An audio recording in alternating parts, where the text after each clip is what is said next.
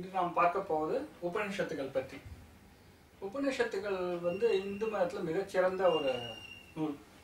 இந்த வேதங்கள் உபநிஷத்துகள் அப்படிங்கிறது பார்த்தீங்கன்னா ரொம்ப ஆதி காலத்தில் எழுதப்பட்டது. அதுவும் இந்த உபநிஷத்துகள் 4000 ஆண்டுகளுக்கு முற்பட்ட காலத்தில் எழுதப்பட்டதுன்னு சொல்றாங்க.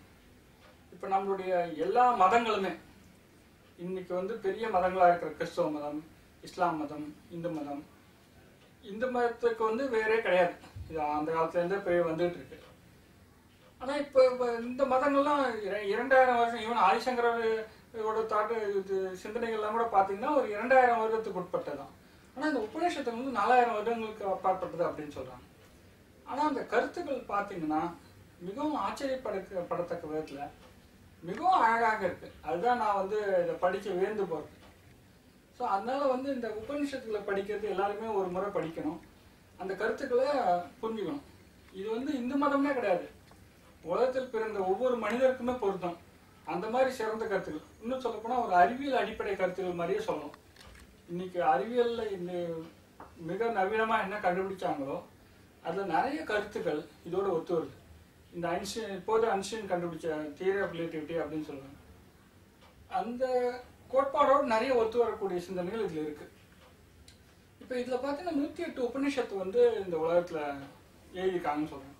ஆனால் நமக்கு கிடைச்சது ஒரு 12 உபநிஷத்து வரைக்கும் தான் கிடைச்சிருக்கு அப்படிங்கிறாங்க.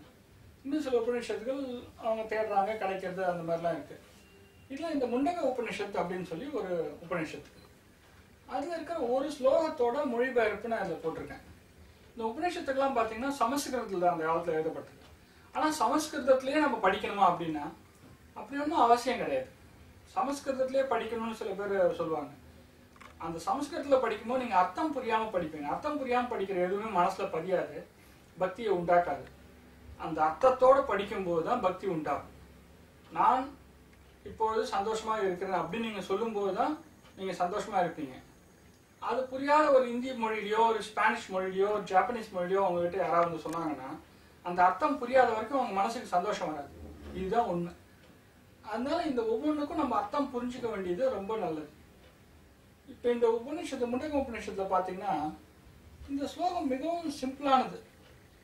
ஒரு விஷயத்தை பற்றி சொல்கிறாங்க, கடவுள் தத்துவம்னு எடுத்துக்கலாம். அந்த கடவுள் தத்துவத்தை எடுத்துட்டா அது எப்படி அழகாக சொல்கிறாங்கன்னா, என்றும் அழியாத, அது காண முடியாதது.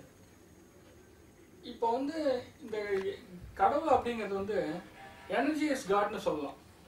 எனர்ஜி இஸ் காட், சக்தியே கடவுள்னு சொல்லலாம். இந்த சக்தியே கடவுள்னு சொல்றது என்னன்னா, energy can neither be created நார் பி டெஸ்ட்ராய்ட் அப்படின்னு சொல்லி ஒரு ஆற்றல் மாறா கோட்பாடு தமிழ் உண்டு. ஆற்றலை அழிக்கவும் முடியாது, ஆக்கவும் முடியாது. ஒரு உருவத்திலிருந்து மற்றொரு உருவத்துக்கு மாறும், அவ்வளவுதான். அதுதான் இறைவனின் அடிப்படை, அதுதான் இறைவன் சொல்றோம். அதனால எதெல்லாம் ஆற்றல் உண்டோ அதெல்லாம் கடவுள்னு சொல்லலாம். அது நம்ம இந்து மதத்தில் நிறைய சொல்லியிருக்காங்க. உண்ணும் சோறும் தின்னும் வெற்றிலையும் கண்ணனே அப்படின்னு சொல்லியிருக்காங்க. ஸோ கடவுள் எல்லாத்தையுமே கடவுள்மோ. சில மதங்களை நிராகரிக்கும், இதை தான் கடவுள் நாங்கள் கும்பிடுவோம் அப்படிமா. ஆனால் இந்து மதம் எல்லாத்தையுமே கடவுளாக கும்பிடும். ஒரு நதியை கடவுளாக சொல்லுவோம், பசுமாடுகளை கடவுளாக சொல்லுவோம், மலைகளை கடவுளாக சொல்லுவோம், இயற்கையை கடவுளாக சொல்லுவோம், ஒவ்வொரு அணுவையும் கடவுளாக சொல்லுவோம். அணுவுக்குள் கடவுள் தூணிலும் இருப்பால் துரும்பிலும் இருப்பால், எல்லாத்துலேயுமே கடவுள் இருக்கான்னு சொல்லலாம். இன்னும் சொல்ல போனால் அந்த அணுவுக்குள்ள இருக்கிற புரோட்டான், நியூட்ரான், அந்த மாதிரி விஷயங்களை கூட கடவுள் அப்படின்னு சொல்லலாம். அந்த மாதிரி அணுவை தொலைச்சு அதுக்குள்ள பார்த்தா அதுலயும் கடவுள் இருப்பார். அதனால எங்கும் வியாபித்திருப்பவன் கடவுள், எதிலும் அமர்ந்திருப்பவன் கடவுள் அப்படிங்கிறது தான் நம்ம கோட்பாடு. அதுதான் நம்ம பல முறை சொல்லிட்டு வரோம். இந்த இப்போ 5000 கோடி ஒளி வருடங்களுக்கு இந்த பிரபஞ்சம் விரிஞ்சிருக்கு அப்படிங்கிறாங்க. அது 13 அது தொடர்ந்து விரிஞ்சுக்கிட்டே இருக்குங்கிறாங்க. நான் 10-20 வருஷத்துக்கு முன்னே படிச்சப்போ 5000 கோடி ஒளி வருடம்னு படித்தேன். இப்போ தற்போது சமீபம் லேட்டஸ்டாக படிக்கும்போது பார்த்தீங்கன்னா அது 13,000 கோடி ஒளி வருடம்ங்கிறாங்க. ஸோ இது தொடர்ந்து விரிஞ்சிக்கிட்டே இருக்கு. அப்படி விரியக்கூடிய அந்த மாபெரும் உருவம் அதுதான் கடவுள். அந்த கடவுள் எல்லாமே அடக்கும். அதில் இது இருக்கிற இந்த பூமிங்கிறது ஒரு சின்ன வைரஸ் மாதிரி. அதுக்குள்ளே இருக்கிற 800 கோடி மக்கள் மிக மிக அதுக்குள்ளே இருக்கிற வைரஸ் மாதிரி. அதனால் நமக்குள்ள நீ வசதி நான் வசதி அப்படின்னு சண்டை போட்டுக்கிறது ஒரு உயர்ந்த தத்துவமே கிடையாது. அதே மாதிரி இந்த மதத்தின் அடிப்படையிலையோ இந்த கொள்கையின் அடிப்படையிலோ ஒருத்தருக்கு ஒருத்தர் கொண்டு இருக்கிறது, இல்லை வெட்டிக்கிறது, பலவித கொடுமைகளை செய்யறது, இது தேவையே இல்லாது. மதம்ங்கிறது மிகவும் இனிமையானது. அது சந்தோஷத்தை கொண்டு வரதுக்கோசரமும் ஒருத்தருக்கு ஒருத்தர் ஒத்துமையா இருக்கிறதுக்கும் ஏற்பட்டதுதான் மதம். சண்டை போடுறதுக்கு மதம் அல்ல. சண்டை போட்டுட்டு ஒருத்தர் வந்து நான் என் மதத்தை வளர்க்கறதுக்கோசரம் 4 பேரை வெட்டுவேன் கொல்லுவேன் அப்படின்னாங்கன்னா அது மதமே கிடையாது. அது உயர்ந்த மதம்ங்கிறது அடுத்த பட்சம், மதமே கிடையாது. மதம் என்பது அமைதியை வளர்க்க மட்டுமே உருவாக்கப்பட்டது. அந்த கோணத்துல பாத்தீங்கன்னா இந்த இதுக்கு வந்து என்றும் அழியாத, அது காண முடியாதது. ஸோ ஒரு கடவுளை விளக்கறதுக்கு இதை விட சிறந்த ஸ்டேட்மெண்ட் என்ன ஒன்று? இந்த இதுலயே சென்டென்ஸ்லயே பாத்தீங்கன்னா அப்படியே பளிச்சுன்னு தெரியுது. பிடிக்க முடியாதது, பிறப்பிடமற்றது, நிறம் இல்லாதது, கண்ணும் காதும் இல்லாதது, காலும் கையும் அற்றது, எல்லாவற்றுக்கும் பிறப்பிடமாகிய அந்த அழியாதது, வெகு நுட்பமானது. இது பார்த்தீங்கன்னா இந்த இது வந்து இந்த அறிவிப்பு வந்து மிகவும் அருமையா இருக்கு. அதாவது ரொம்ப நுட்பமா சொல்லியிருக்காங்க. இதுல எனக்கு ஆச்சரியம் என்ன அப்படின்னா, இப்ப நம்ம வந்து ஐன்ஸ்டைன் சொல்றாரு, ஸ்டீஃபன் ஹாக்கிங் சொல்றாரு, அதெல்லாம் ஓகே.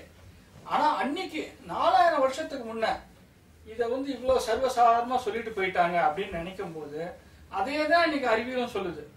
ஸோ இந்த வந்து அழிக்க முடியாத ஒரு பிரபஞ்சத்தை இதான் சொல்லுது. பிக் பேங் தியரியில வந்து ஒரு மாபெரும் ஒளி பிளந்து வெடித்து சிதறி இந்த அண்ட சராசரமும் கோளங்களும் உருவாச்சு அப்படிங்கிறது. அந்த கொள்கைக்கு ஒத்து வரக்கூடிய இந்த அழகான ஸ்டேட்மெண்ட் அவங்க சொல்லப்பட்டிருக்கு. பாத்தீங்கன்னா கண்ணும் காதும் இல்லாது, எதுக்கும் அந்த உருவமே கிடையாது அப்படிங்கிறாங்க. இட்ஸ் அப்டிராக்ட் அப்படின்னு சொல்லுவாங்க. அந்த மாதிரி ஒரு உருவமும் இல்லாத அமைப்பு அப்படிங்கறது மிகவும் அழகா எக்ஸ்பிளைன் பண்ணியிருக்காங்க, விளக்கியிருக்காங்க. இந்த மாதிரி விளக்கங்களை பார்க்கும்போது உபநிஷத்தை படிக்க படிக்க மேலும் ஆர்வம் தோன்றது. நம்ம இன்னும் கொஞ்சம் கொஞ்சமா பார்ப்போம். இது இன்னைக்கு தான் ஆரம்பிச்சிருக்கோம், இன்னும் நிறைய பார்ப்போம்.